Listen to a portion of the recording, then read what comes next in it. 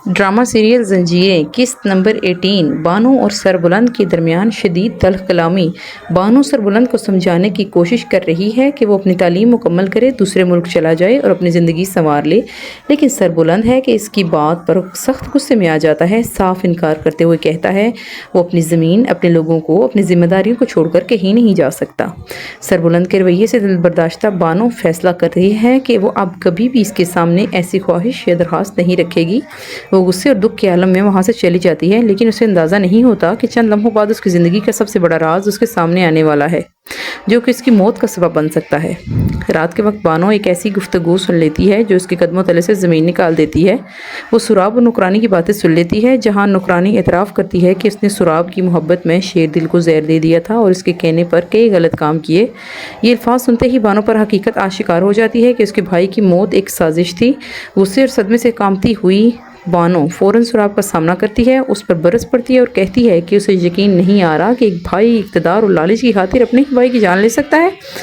बानो के दिल में सुराब के लिए नफ़रत भर जाती है और उसे सख्त अल्फाज में मलामत करती है। दूसरी तरफ सुराब अपने जुर्म का जवाब पेश करने की कोशिश करता है। वो दावा करता है कि उसने ये सब इक़्तिदार हासिल करने और अपनी महरूमियों को बदला लेने के लिए किया। वो कहता है कि बचपन में इसे ग़ुलामों की तरह रखा गया था और बानो ये सब हम दोनों के लिए है, इसलिए वो हमेशा सरदारी हासिल करना चाहता था। सुराब इतराफ़ करता है कि शेर दिल को रास्ते से हटाने के लिए भी उसकी ख्वाहिश पूरी ना हो सकी, क्योंकि सरदारी तो सरबुलंद को दे दी गई, तो मैं क्या इस घर का ग़ुलाम था। अब सवाल ये है कि बानो जो है उसके साथ होता यूँ है कि वो शदीद गुस्से में आकर पिस्टल उठा लेती है और अपने ही भाई पर तान लेती है। बानो का मुतालबा है कि सुराब फ़ौरन घर चला जाए और सबके सामने अपने जुराइम का इतराफ़ करे, ताकि सबको पता चल सके शेर दिल की मौत के पीछे असल मुजरिम कौन है।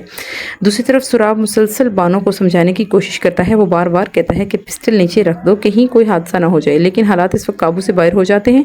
जब दोनों के दरमियान पिस्टल छीनने की कोशिश में हाथापाई शुरू हो जाती है, अचानक ट्रिगर दब जाता है और गोली चल जाती है। गोली चलते ही फिजा में सन्नाटा छा जाता है। सुराब के चेहरे का रंग उड़ जाता है, क्योंकि जो गोली है वो बानो को लग चुकी है। चंद लम्हे पहले तक जो शख्स इक़्तिदार सरदारी के ख्वाब देख रहा था, अब अपनी बहन को खून में लथपथ देखकर टूट जाता है। घबराहट और परेशानी के आलम में बार बार कहता है कि ऐसा नहीं होना चाहिए था। वो कभी ये नहीं चाहता था बानो को नुकसान पहुँचे। अपनी जान बचाने और हकीकत छुपाने के लिए सुराब फ़ौरन लोगों को बुलाता है, नौकरानी, गार्ड्स और दूसरे मुलाजमीन को वजह देता है। इधर घर वालों को एहसास होने लगता है कि बानो तो काफ़ी देर से नज़र नहीं आ रही। अब परेशान होकर तलाश करना शुरू कर देता है, लेकिन किसी को अंदाज़ा नहीं होता कि बानो इस वक्त ज़िंदगी और मौत की जंग लड़ रही है, बल्कि वो मर चुकी है। अब हालात तो मज़ीद संगीन हो चुके हैं जब बानो की गुमशुदगी पूरे घर को परेशानी में मुब्तला करती है। अचानक एक मेड बानो की बाली उठा कर लाती है और सबको दिखाते हुए कहती है ये बानो ही की बाली है जो बाहर पड़ी हुई थी। ये सुनते ही सबके चेहरों का रंग उड़ जाता है। सरबुलंद के दिल में पहली बार शक की एक चिंगारी भड़कती है जब बाली तुराब के हाथ में दी जाती है। सरबुलंद गौर से इसके तासुरात देखता है। इसे महसूस होता है कि शायद तुराब जो है वो कुछ छुपा रहा है, लेकिन तुराब बड़ी चालाकी से बात का रुख मोड़ लेता है और कहता है कि बानो पहले ही परेशान थी, खासतौर पर सरबुलंद के साथ होने वाली बहस के बाद। सरबुलंद मान तो लेता है कि इसकी बानो से बहस हुई थी, लेकिन ये मानने के लिए तैयार नहीं है कि बानो को इंतहाई कदम उठा सकती है। वो बार बार यही सोचता है कि आखिर बानो गई कहाँ। इधर तुराब अंदर ही अंदर खौफ का शिकार है। वो जानता है कि सच ज़्यादा देर छुप नहीं सकेगा। इसी दौरान सरबुलंद और दूसरे लोगों की बानो की तलाश में निकल जाते हैं। तलाश करते करते ऐसी जगह पहुँचते हैं जहाँ ज़मीन पर बानो का सफ़ेद दुपट्टा पड़ा है।